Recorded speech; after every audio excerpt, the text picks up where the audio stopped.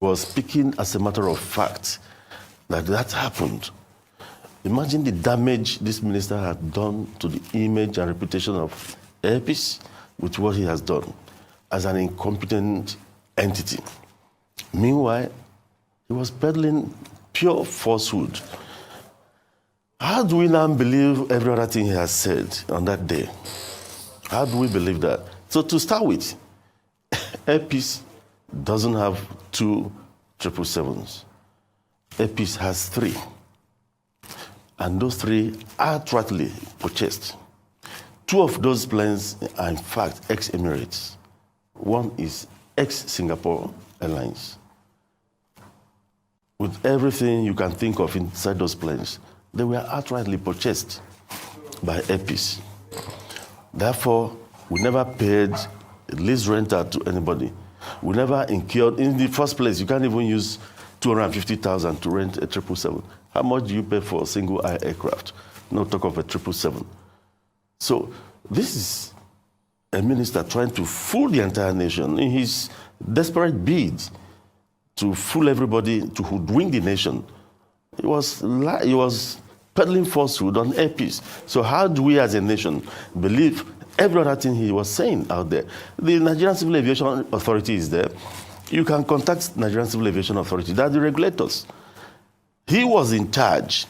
He signed the import permit of that aircraft, or those aircraft. He signed the import permit. You cannot import any aircraft into the country without the Minister of Aviation approving. He signed the import. If it was going to be a lease, it's stated in the letter of application to bring in an aircraft. No aircraft comes into the country without the Minister of Aviation approving. He must be the one to sign the importation permit before you bring them in. So he did all that. And he knew quite well that those planes were not leased. They were not rented. They were fully paid for. And he told the entire world that we leased those planes and just to make us look bad. And at the same time, praising Ethiopia, his partners. Right. So now you've come out to debunk what the former Minister of Aviation has said. The first question is, was Airpeace, your organization, or perhaps any local operator, interested in partnering with the Nigerian government for Nigeria Air at any point? Were there any moves made? And what was the outcome? If there was any resistance, why? Why didn't they want to work with local operators despite what he said on air? That was because they lacked capacity. What's the real reason then? I'll give you the history of this whole struggle. Contrary to what the minister have been saying about Nigerian Air and the importance of having a national carrier, national carrier is a moribund idea worldwide. Countries don't go that route anymore. It's a drain on any country. Those who are in it are running out of it. National carrier, the phrase national carrier means government ownership. What countries do these days are flag carriers. British Airways is a flag carrier. It's owned by the IAG group. Just very few countries that are still into the national carrier thing, like South Africa. And you look at South African Airways is bleeding the treasury of South Africa. Several times they tried to close it. Unions will come fighting. The government is tired. Air India was out there for sale for over 10 years. Nobody tried to touch it because of the baggage. But recently, Tata bought it over. So they've divested. Countries don't go that route. Why should Nigeria in 2023 be going backwards instead of moving forwards? All they needed to do is to strengthen the ease of doing business so that people of means, private concerns of means will come and invest in the aviation industry. We are not fighting for ourselves. They told, we are afraid of competition. The airlines of Nigeria are afraid of competition. Nobody is afraid of this national carrier because it will fall and fell like a pack of cards. It's already there. What we are saying, AON, is this. Improve the ease of doing business in Nigeria. Remove those challenges that are stunting the growth of airlines in Nigeria. And these airlines will blossom. Do that, they didn't do it. Okay, when they wanted to do the national carrier, We gave our comments. Most people stood against it. When we saw that they were going to do it, we knew the whole thing was shrouded in secrecy. Our members told APs, okay, apply. When you went to that website, you'll be blocked. You never got anywhere. We did. We did. Forget what they say out there. We did. The bidding, let them see, what else do you need to know? Sakol is part of this group. He named Sakol as part of this group. I'm not going to say on television certain things because I don't like heating up the politics. Please say it. Please say it. Say it for the sake of the healing of this country. Sakol has said it all on the floor of the National Assembly. On the day he announced this national carrier thing, the minister told us sovereign wealth was part of it, 5%. NSIA. Sakol and MRS, 46%. Ethiopia, 49%. Within hours, NSIA told him to withdraw that statement. So what else are we talking about in this country? What else do you need to know? If you could come on television to announce these are the successful bids, they must have presented a bid, and they said, we are not part of it. And the letter came and they said it was a mistake. Now Sakol came on the floor of the National Assembly and said, they don't know what you're talking about. And they used the worst language I've ever heard. They described the entire activities as whitewash. The video is there. We're all there at the National Assembly. Sakol.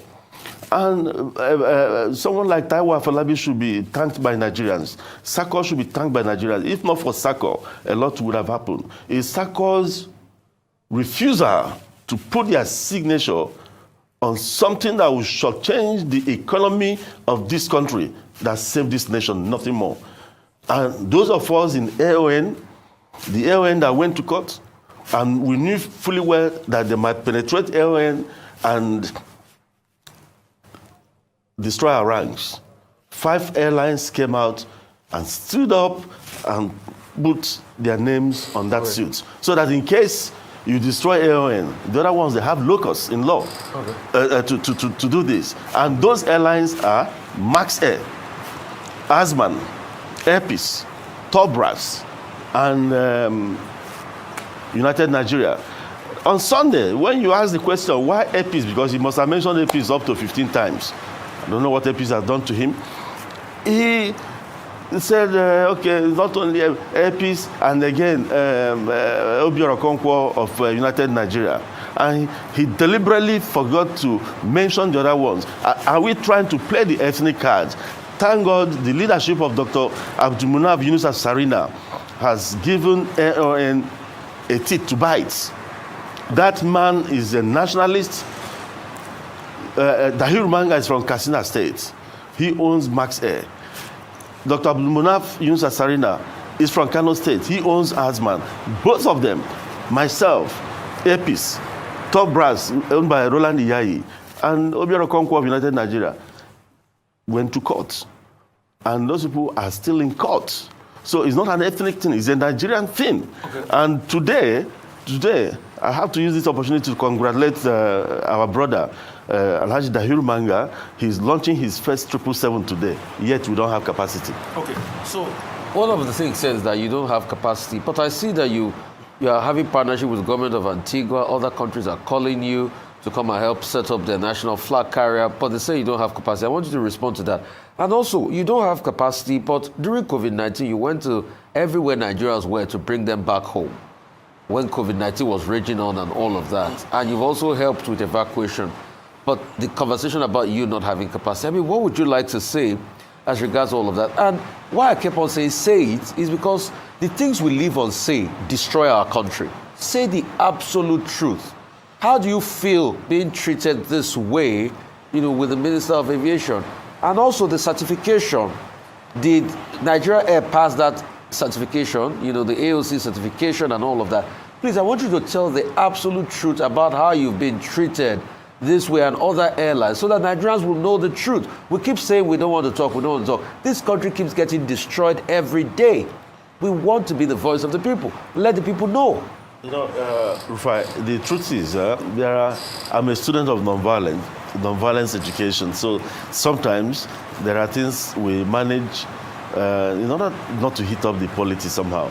But the truth is this, we have to speak up. That's why we went to court in the first place. Now, he said we don't have capacity. All those falsehoods were meant to demean the local operators, the indigenous Nigerian airlines, in favor of this charade they've put up with Ethiopia. That's all. To be allowed, even at the fake meetings. How many times, even the president, the former president, President Muhammad Buhari, shut down this national air project at a time. One man is just hoodwinking the country into believing that this is needed. All they need to do is to set up a strong flag carrier. If you do if you provide the enabling environment for people to operate, more people will invest in the system. Now about capacity. He told the world that we are low in capacity. He told the world on television that Airpeace was given Dubai to fly, to conduct flight operations into Dubai. Are they flying now? Airpeace is no longer flying to Dubai because they are low in capacity. I say, whoever advised Senator Hadi Sirika to come on television to defend the indefensible has not done him any good. The whole world knows. We started operations into Dubai July 5th, 2019. We never stopped until COVID. Everybody stopped. When COVID stopped, we started. UAE decided, for whatever reason, to complete ban on issuance of visas to Nigeria. Airpeace stopped going to Dubai. Emirates stopped coming to Nigeria. Neither Airpeace nor Emirates is flying this route now. None of them. So why should the Minister of Government barefacedly come on television that have this kind of outreach to the world, to spoof falsehood, because you want to paint the indigenous operators black and blue.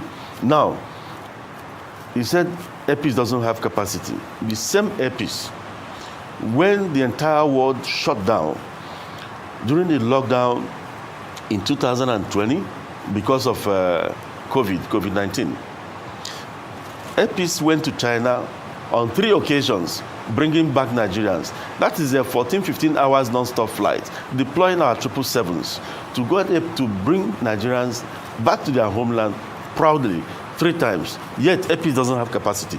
Airpeace went to India 12 times, bringing Nigerians. Most Nigerians that went to India didn't have money to even pay Ethiopia to bring them back. I deployed my jets. Airpeace deployed our jets. We went there, and those we brought back, later put it in a newspaper to thank us. We brought them back to their country free of charge with 12 sorties to India.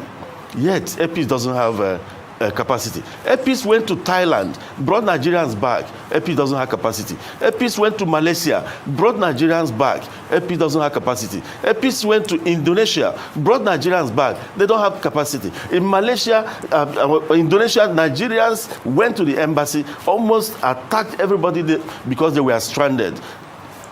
Airpeace deployed, went there and brought them back. Airpeace went to South Africa during COVID, brought Nigerians back. Airpeace also went to England, to the UK, brought Nigerians back, went on a second one. The UK authorities said, oh no, you don't come again. They cancelled whatever they gave us, the permit they gave us. I paid for Nigerians, I hired a European carrier to bring them back. The federal government of Nigeria praised Airpeace for doing that, for love of country. We did others. We don't have capacity. During xenophobic attacks, Nigerians were being killed. Nigerian shops were being raided. Nigerians were being dehumanized in South Africa. I felt bad. He has told some people that, it was a public stunt. Which kind of public stunt? This is how I've been. I have to be proud of myself, if not said, in this country. Without Allen Onyema, maybe Boko Haram would have been a child's play. What happened in Niger Delta? I brought up myself. I initiated the program with my own funds, brought the entire University of Rhode Island Center for Nonviolence and Peace Studies, paying hundreds of millions, bringing the entire faculty here to train and transform militants with my own money. I was doing it for several years, from 2005 to 2008, until Yaradua came and asked me, who is this Allen Onyema? I have a security report that this guy is decimating militancy. And they brought me. The rest is history today. I've always contributed to the well-being of this country. And all I get from some government officials as this kind of thing, they do all sorts of things, fight you from different angles, and this is what is happening. Yet we don't have capacity. APIS doesn't have capacity. We deployed our 777s, went to South Africa, rescued Nigerians during xenophobic attacks. On 2 occasions, Nigerians walked tall during that period. Nigeria as a nation was respected worldwide for what APIS did on their behalf. Nigerians felt proud. You needed to see. Why did I break down inside the plane when they arrived? Yes, you saw me crying inside the aircraft. It was because I saw another woman carrying a child, and the woman was praying for me and saying, see, it was an Igbo guy that was carrying, that she lost a child in South Africa, that if you didn't come, maybe I would have died, and that, see, an Igbo guy was helping her to carry the other baby all the way from South Africa. They were all clinging to each other. They were singing national anthem. Nigeria became one. This is what we are using APIS to do in the country. It's not about money. When you come to APIS, it's mini Nigeria. We don't discriminate. I've trained Northerners, Southerners, Southwest, Southeast, giving them meaningful employment, not just the minimum wage in APIS is about 50,000 for cleaners. And we are in support of this present government of Ahmed Bola Tinubu. We addressed our staff. We told them, support this removal of subsidy. We are going to support you. And beginning this month, we are going to dish out palliatives to our staff in support of the government. This is what we've been doing. And the Minister of Government came out there and said, we don't have capacity. And we did all this. And recently, we deployed to Sudan. We deployed to Sudan to bring back Nigerians free of charge. Yet we don't have capacity. Where was Ethiopia? Did Ethiopia do that? I'm going to come to Ethiopia. Ethiopia wanted what they are doing now with the national carrier. They wanted to do it with me. For love of country, I turned it down. April 10, 2019, in a letter. They came to me. They wanted APIS to collaborate with them. They took us to Addis Ababa. We signed MOU. And they said in the MOU, we need to push out Gulf carriers. I said, no problem. Mind you, I'm very proud of what Ethiopia has achieved as an airline. They're the pride of Africa. I like what they've achieved, no doubt. So we tried to collaborate. Then when we got to the nitty-gritty of the meeting, what they wanted was to come into this place, do local flying, then use APIS cosign to fly the whole world, about 150 BASA, while paying me royalties, paying APIS royalties. I said, where does I would have been getting millions of dollars, and one of them joked, Alan, you don't need to be buying planes again, nothing. I said, where does this leave my country? In the letter I wrote to them, I said, where does this leave my nation, Nigeria? You will destroy the jobs in Nigeria. You will kill the other airlines. No, sir, please. You will kill the other airlines in Nigeria. And APIS will be growing. Airline and APIS will be swimming in millions of dollars. So we rejected it in a letter. It's documented, and it's in court today. So for people saying that we are afraid of competition, if I was afraid of competition, I had them on a platter of gold. I would have taken it, that offer, and I'll sit down. Okay. Mr. Onyema, we have just about 3 minutes to go, unfortunately. But there are 2 issues I would like you to respond to. The first is the status of the matter in court. Justice Olotu granted an ex parte application that AON took there. Justice Alagoa granted an injunction. But I've seen an opinion in which Alexis Zion, is saying, look, that matter had already been challenged in court, and therefore, Nigeria Air, the unveiling that was done on May 29, could go ahead. What's the status of that matter in court? You are a lawyer. And then secondly, quickly, BASA, Bilateral Air Services Agreement, is one of the things that the Association, the Airline Organization of Nigeria has been complaining about. Is it the case, as AON is alleging, that Sirika, as Minister of Aviation, did not help any airline with regard to BASA? Quickly, because we have just a few minutes. If I knew you were going to give me 5 minutes, he was giving about 20 or 40 or 60 or 1 hour to talk. I wouldn't have come in the first place because I need time to debunk so many of the things he said. If I knew I was going to spend 5 minutes and go, I wouldn't have come here in the first place. And that is the truth.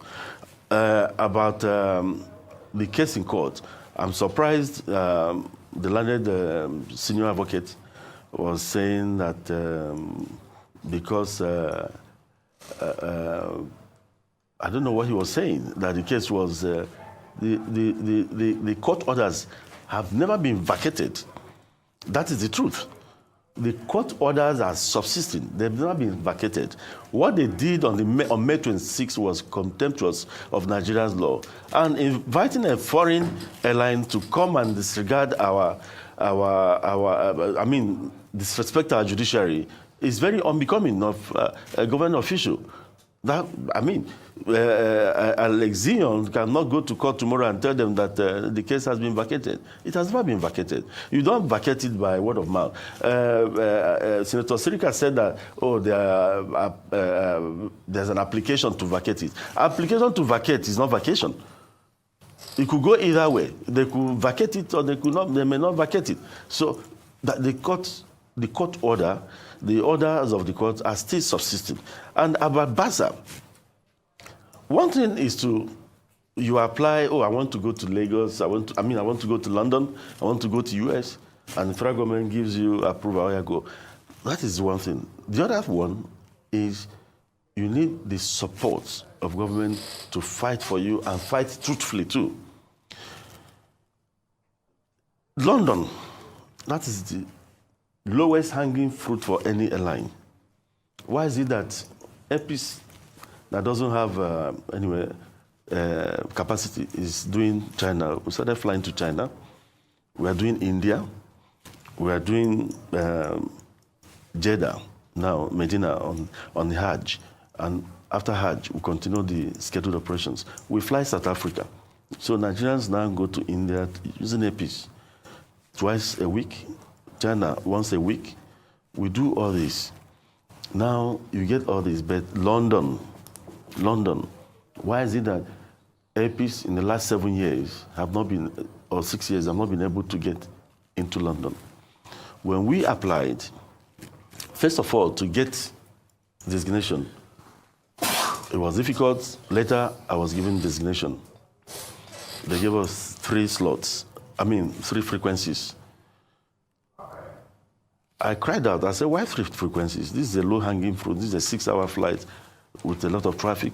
I can do 7 days, daily flight to London. I discovered that another airline, they told me that another airline, Omni Blue, was also getting some frequencies. And I was asking, which airline is Omni Blue in Nigeria? But I don't want to go into that. So later they increased it to 4. Then we applied. When we applied, because you need to apply for TCO, they wrote Nigerian authorities to ask for, do you know about this Airpeace? And I was denied. They said, no, we didn't know about it. We didn't know they applied. We didn't authorize them to apply. I said, for what? So TCO, that's the European Tech Country Operators Permit. You need to get it first before going to any European nation, UK inclusive. They stopped us. NCAA didn't allow Airpeace to apply to go into London for 4 years. We are stopped. Reason, Arik messed up in London, Medview messed up, therefore we don't want to be disgraced. We almost lost this. Not NCA under the present DG. In fact, to the credit of the present DG, he was the one that actually took up the gauntlet to fight for us. This present DG, Captain Musa Nuhu, he has done everything. possible to get, in fact, almost stopping BA from coming here. So, but the other NCA before him, for 4 years, we are not allowed to go. So who was manipulating them? For no reason. When you go, you say from above, fine. I wanted to fight. The love of country, I know some of the things I will say, it will turn into ethnic issues, and I don't want that. So I kept my cool. Later, NCA said we should get IATA. We should do IATA audit on TCO. Mind you, APIS has IOSA, and that is the highest internationally recognized safety audit for any airline. APIS has been getting it. We are IOSA certified. They say, no, you have to do audit for the TCO. We now brought in IATA, spending hundreds of thousands of dollars to do that, hundreds of millions of naira to bring them in. At the end of the day, APIS passed the audit. And we told them, even IATA sent to them, they said, okay, now we have to audit you ourselves. The game continued until Musa Nuhu stepped in and said, enough is enough. Enough is enough, before they now allowed us to apply. So when we applied, we are still on it, we are still going through it. But when you look at this Nigerian air thing, look at the shareholding. I have it here. The shareholding agreement, I have it here. Without SACO, Nigeria would have been in trouble. The entire management, leadership of the entire management, the DFO, the CEO, all the management positions, the headship, Ethiopia, deputies, Nigeria. Then look at the shareholding. Ethiopia, 49%. There's a company called Fairfax. Who is this Fairfax? It's another Ethiopian, owned by an Ethiopian. They are transaction advisors. They are going to get 3%. They are going to get 1.45% of the shareholding capital, which is put at 250 million. Ethiopia will bring 122 million, but not as cash. Rentals. They'll bring what Ethiopia is bringing is only the Nigerian companies that are going to bring money. SACO and MRS. I have it here. The document is with us here. Ethiopia is not bringing a penny into Nigeria. Ethiopia will pay rentals for their own plane. It's written here, black and white. Pay rentals for their own plane for 5 years. So even if they pay the 122,000, APIS alone is worth over $2 billion. As I speak to you, Boeing is in my office now for the delivery of our 737 MAX, which is costing over $1 billion. The E2s from Embraer that we've started receiving is costing about $1 billion. 5 of them have entered Nigeria. Ethiopia is bringing nothing, and they are going to earn 49% of your country's wealth. I call on President Ahmed Bola Tinubu to immediately dissolve this charade called Nigerian Air and start his own thing. Okay, Mr. Onyema, I'm sure there will be more opportunities to further discuss this subject, which is important to Nigerians. Well, right of reply, that's a standard practice, and also Nigerians have the right to know. Thank you very much for joining us on The Morning Show. It's time now for a short break.